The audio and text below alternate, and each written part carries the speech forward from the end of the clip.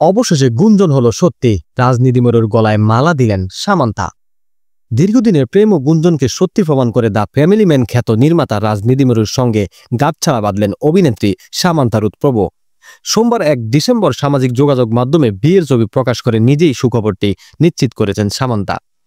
কোয়েম্বাটোরের সদ্গুরু ঈশা যোগা সেন্টারে অত্যন্ত জাঁকজমকপূর্ণ অথচ ঘনিষ্ঠ পরিবেশে বিয়ের আনুষ্ঠানিকতা সম্পন্ন হয়। পরিবারের সদস্য ও কাছের বন্ধুদের উপস্থিতিতে 4 হাত এক করে এই তারকা জুটি। প্রকাশিত ছবিতে দেখা যায় বিয়ের আসরে সামান্থা সেজেছিলেন ঐতিহ্যবাহী লাল শাড়ি ও ভারী সোনার গহনায়। অন্যদিকে রাজ বেছে নিয়েছেন সাদা কুর্তা পায়জামা ও বেজ রঙের নেহেরু জ্যাকেট। বিয়ের আনুষ্ঠানিকতার আগে আংটি বদল করেন তারা। ছবিতে আংটি হাতে সামান্থার উজ্জ্বল হাসি ভক্তদের নজর কেড়েছে। 2021 সালে দ্য ফ্যামিলি ম্যান 2 এর ওয়েব সিরিজে কাজের মাধ্যমে রাজ ও সামান্থার সখ্যতার শুরু।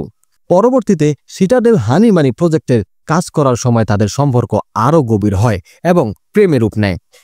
গত কয়েক মাস ধরে তাদের বিয়ের গুঞ্জন শোনা যাচ্ছিল, যা এবার বাস্তবে রূপ নিল।